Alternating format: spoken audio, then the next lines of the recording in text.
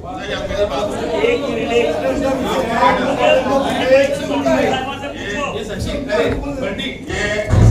दाखिले का सवाल मालेगांव शहर में बहुत गंभीर सवाल है। इसमें मालेगांव शहरियान जनवरी 2020 से मुसलसल परेशान है। कई लोग जेल में, कई लोग हाईकोर्ट में।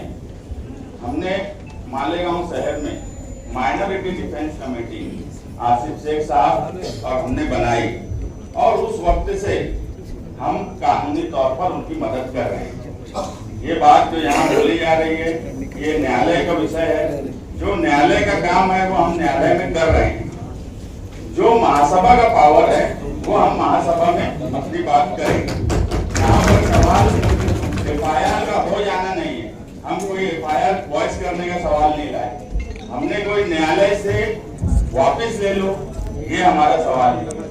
हमारा सवाल सीधा सा है कि 1044 जन्म दाखिले जो तहसीलदार के आदेश पे कारपोरेशन के हेल्थ डिपार्टमेंट ने दिया, क्या वो 1044 आदेश हेल्थ डिपार्टमेंट में आए थे कि नहीं आए थे मैडम? हेल्थ ऑफिसर का भी ये मानना है कि 1044 दाखिले महानगर पालिका के हेल्थ डिपार्टमेंट में आए। उसके बाद हमने जन्म दाखिले इशू किए और वो जन्म दाखिले जिनको मिले उन्होंने उसका इस्तेमाल अपने अपने तौर पे, जिसको आधार कार्ड बनाना था, किसी को पासपोर्ट बनाना था, किसका स्कूल में एडमिशन का काम था, ये सारे कामकाज इस पर हुए।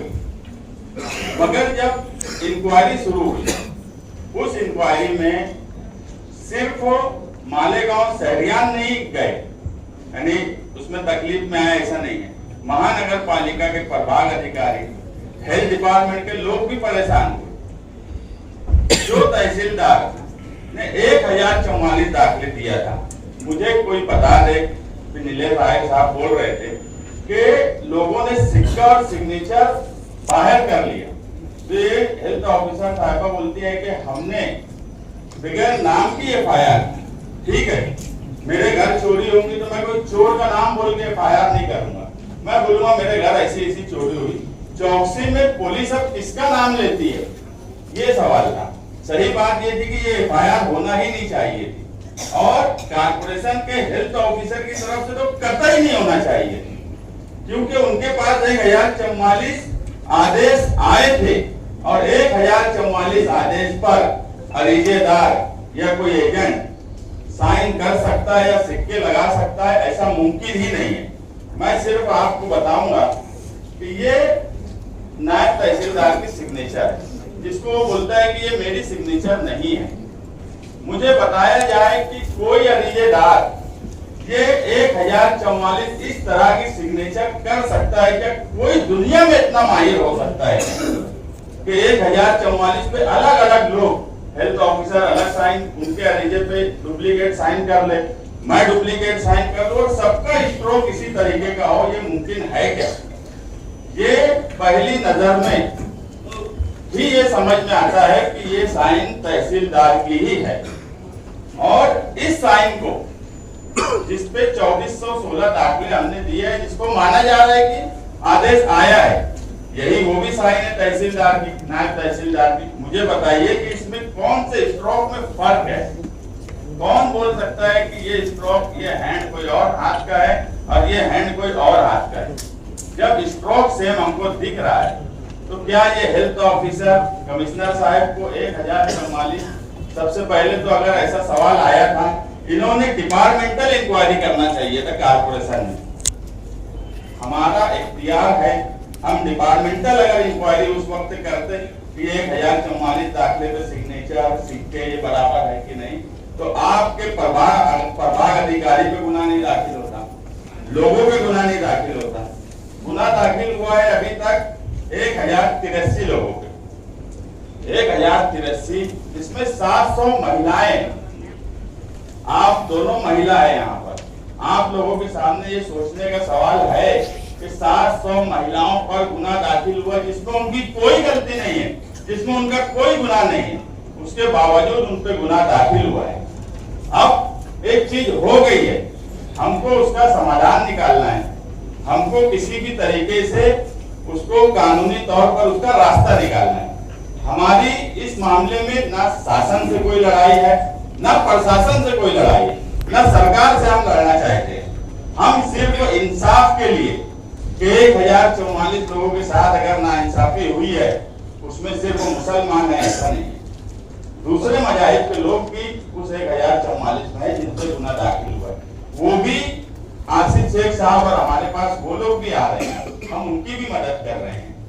बोलने का मतलब ये है कि अगर प्रथम देखने पे ही ये लगता है कि ये साइंस तहसीलदार की है, तो मेरी तजवीज ये है कि ऑथोराइज्ड हैंड राइटिंग एक्सपर्ट के पास 1044 जो दाखिले आदेश दिए गए हैं, वो आदेश ऑथोराइज्ड हैंड राइटिंग एक्सपर्ट के पास भेजा जाए और वो सिग्नेचर वेरीफाई होकर आ जाए। उसके बाद कानूनी तौर पर हमको पूरे शहर के लिए माइनॉरिटी डिफेंस कमेटी को कानूनी तौर पे न्यायालय में क्या करना है वो हम करेंगे, मगर इसको हैंड राइटिंग एक्सपर्ट के पास आप भेजिए और ऑथोराइज्ड हैंड राइटिंग एक्सपर्ट के पास भेजिए। उसकी फीस महानगर पालिका अदा करें और वहां से हैंड राइटिंग एक्सपर्ट की रिपोर्ट आ जाएगी, दूध का दूध और पानी का पानी हो जाएगा। एक ही आरोपी इसमें हो सकता है, वो सिर्फ और सिर्फ नायब तहसीलदार, और 1044 लोग आरोपी हो ही नहीं सकते और तहसीलदार को गुनाह दाखिल होना चाहिए। हैंड राइटिंग एक्सपर्ट की रिपोर्ट आ जाने दो और उसके बाद हम जो है न्यायालय में उसका इस्तेमाल कैसे करना है वो अल्लाह के करम से minority defence committee Asif Shaikh साहब और हमको अच्छी मालूमात है, हम अच्छे तरीके से उसको हैंडल कर सकते हैं। आप सिर्फ हमारी इतनी मदद करिए कि हैंड राइटिंग एक्सपर्ट से इसकी जांच करवा के हमको मंगा दीजिए।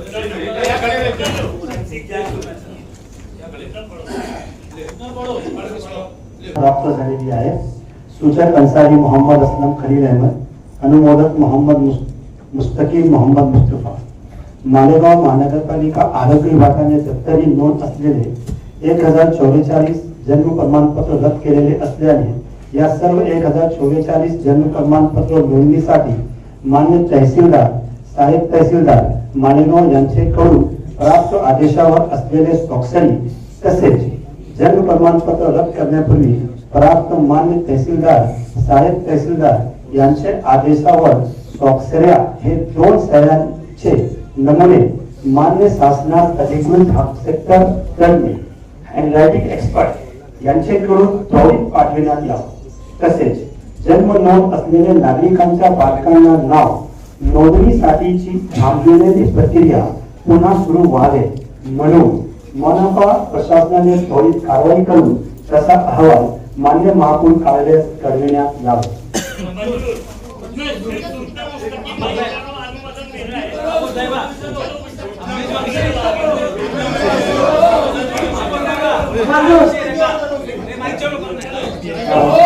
सूचक मध्ये मोहम्मद मुस्तकीम मोहम्मद मुस्तफा, अनुमोदक मध्ये अन्सारी मोहम्मद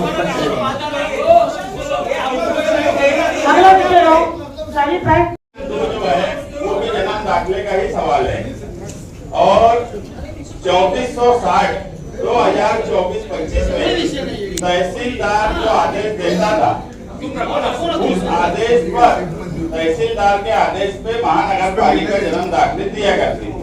24-25 जनवरी में कुछ लोगों ने मालेगांव शहर पर झूठा इल्जाम लगाया कि यहाँ पे बांग्लादेशी और रोहिंग्या रहते हैं। वो इल्जाम बिल्कुल बेबुनियाद था, उस पर सरकार ने इंक्वायरी करवाई, लेकिन हमारी मालूमात में ऐसा कोई रोहिंग्या बांग्लादेशी 3460 में नहीं मिला और 3460 जन्म दाखिले को रद्द करने की बात सिर्फ इसलिए की गई कि नायब तहसीलदार ने वो जन्म दाखिले आदेश इशू किए। नायब तहसीलदार को ना मैंने, ना आपने, ना किसी अरीजादार ने उसको पावर नहीं दिए थे कि वो आदेश दे। ये पावर देने का काम तहसीलदार ने किया था। एक आम नागरिक को ये नहीं मालूम होता कि वो प्रोसेस करता है कि उसको ये यानी हेल्थ डिपार्टमेंट में आना है, वहां से प्रांत ऑफिस जाना है, उसको इतना ही पता है। उसने अपने सारे पेपर दिए और सारे पेपर उसके दुरुस्त थे। किसी में 19-20 का प्रॉब्लम हो सकता कि पेपर में 19-20 का मसला हो सकता, मगर सिर्फ ये बोल के जन्म दाखिले को रद्द कर देना कि नायब तहसीलदार को ये पावर नहीं था, इसलिए जन्म दाखिले रद्द कर दिए गए।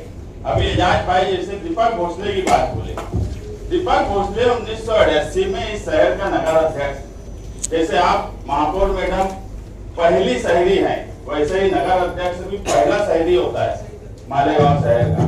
तो क्या एक मराठा भोसले महाराष्ट्र में, शिवाजी महाराज के महाराष्ट्र में, एक दीपक भोसले जो मालेगांव म्युनिसिपैलिटी का पहला नागरिक रहा हो, क्या वो उसका जन्म दाखिला रद्द कर दिया गया? क्या वो बांग्लादेशी हो सकता है? क्या वो रोहिंग्या हो सकता है? क्या वो पाकिस्तानी हो सकता है? या क्या ऐसा आदमी जो एजुकेटेड है, उनकी बीवी वकील हो, क्या ऐसा आदमी वो डिप्टी महापौर यहाँ रह चुकी है, क्या ऐसा आदमी कागज पत्तर बगैर दाखिल कर सकता है क्या? ऐसे कई उदाहरण इन पेपर्स में हमारे पास है। हमने 3460 जन्म दाखिले माइनॉरिटी डिफेंस कमेटी ने अपनी अपने ऑफिस में, कुछ लोगों ने आसिफ शेख साहब के पास, कुछ लोगों ने हमारे पास, वो सारे पेपर्स लाकर दिए। उसमें हमको कहीं से ऐसा नहीं लगता कि वो फॉर्जरी या कोई गलत तरीके से पेपर सबमिट किए हैं। अगर उन्होंने अपने पेपर्स दिए हैं तहसील ऑफिस में, और वो पेपर्स आज भी तहसील ऑफिस में है, हो सकता है हेल्थ डिपार्टमेंट में भी आए हो, मुझे उसका इल्म नहीं है, वो हेल्थ ऑफिसर हमारी बताएंगी, मगर तहसील ऑफिस में वो सारे 3460 लोगों के पेपर्स मौजूद हैं। उसमें 315 बच्चे हैं जिनके स्कूल में एडमिशन का सवाल है। कुछ लोगों ने एडमिशन ले लिया है, सीनियर केजी और जूनियर केजी से जूनियर केजी में आ गए हैं। कुछ लोग इस साल फर्स्ट क्लास में जाने वाले हैं। हमने जूनियर केजी और सीनियर केजी में तो स्कूलों में हमने ये बात की कि अभी जन्म दाखिले अगर रद्द हुए तो हम आपको फर्स्ट क्लास में जाने से पहले वो जन्म दाखिले हम स्कूल में उन बच्चों को कोशिश करेंगे बनाकर देते। मगर अब वो अप्रैल से पहली क्लास में जब जाएंगे तो कायदे से उनको जन्म दाखिला नहीं दिया गया तो उन बच्चों का एडमिशन रद्द कर दिया जाए। उनकी पूरी जिंदगी जो हिंदुस्तान में पैदा हुए, जो मालेगांव शहर में पैदा हुए, जिनके पास टोटल प्रूफ है, उनकी पूरी जिंदगी एजुकेशन उनका खराब होगा। इसका जिम्मेदार कौन होगा? हेल्थ डिपार्टमेंट होगा, तहसीलदार होगा। तो ऐसे वक्त में अगर 315 बच्चे जो एडमिशन की लटकती तलवार है, ये हॉल में बैठे हुए 84 कारपोरेटर और प्रशासन, इन्होंने ईमानदारी से ये बात बोलना कि क्या उन बच्चों का, अगर इस विषय पे पूरा हॉल साथ में नहीं है तो क्या उन बच्चों का एडमिशन रद्द कर दिया जाए, वो एजुकेशन से महरूम हो जाए, क्या उनका किया जाए? ये एक अहम सवाल है। उसके बाद कई लोगों ने अलग अलग आधार पे अपने दूसरा कामकाज पे इस्तेमाल किया, तो क्या उनको जन्म दाखिला दोबारा नहीं मिलना चाहिए क्या? अगर उनके पेपर्स पे कोई क्यूरी बताई जाती या उनके पेपर गलत बताकर रद्द कर दिए जाते तो हम उसको सही पेपर की मदद करते, मगर सिर्फ नायब तहसीलदार के आदेश पे रद्द करना ये अन्याय है, ये न्याय नहीं है। मैं इस मामले में महापौर साहिबा से गुजारिश करूंगा कि आपकी अध्यक्षता में आप 7 लोगों की एक कमेटी बनाइए, उसमें हेल्थ ऑफिसर को लीजिए और इस मामले में 1 महीने के अंदर वो कमेटी तहसीलदार से और जिनसे भी कानूनी तौर पर विधि डिपार्टमेंट अपना महानगर पालिका का है, आयुक्त साहब है, कानूनी तौर पर उनको जन्म दाखिला किस तरीके से वापस दिया जा सकता है। अगर ऐसा लगता है कि दीपक भोसले का पेपर हम देखें और हमको ये लगता है कि दीपक भोसले साहब ने कोई पेपर में कोई कमी रखी है तो उनको मौका दे दो वो पेपर वापस देने का, मगर जन्म दाखिला ही सिरे से रद्द कर देना ये इंसाफ नहीं हो सकता।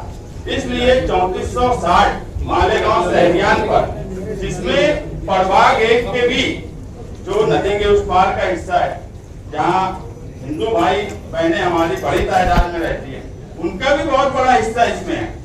अगर कोई ये बोले ये न्यायालय में है, ये ऐसा है, तो उसको कानूनी समझ ही नहीं है, मैं ऐसा मानता। अगर न्यायालय में है, हम ना न्यायालय में रहने वाले किसी प्रकरण पे हस्तक्षेप कर रहे हैं, ना ही हम ऐसा कोई काम कर रहे हैं जो गैर कानूनी हो। आपका इख्तियार, आपका पावर इस शहर के लिए होना चाहिए। इस शहर के 3460 जन्म दाखिले में बच्चे, माए बहने, हिंदू मुस्लिम सबके लिए आपका पावर इस्तेमाल होना चाहिए। इसलिए महापौर साहिबा आपकी अध्यक्षता में एक कमेटी बनाइए और ये 3460 लोगों का मसला आप हल कीजिए। यही मालेगांव शहरियान आप तस्वीर बनाए बैठे हैं, यही हम Malegaon secular front, Islam party, Samajwadi party, Congress party और मैं मानता हूं कि एमआईएम और शिवसेना, बीजेपी भी ये चाहेंगे कि 315 बच्चों की जिंदगी खराब ना हो। शुक्रिया।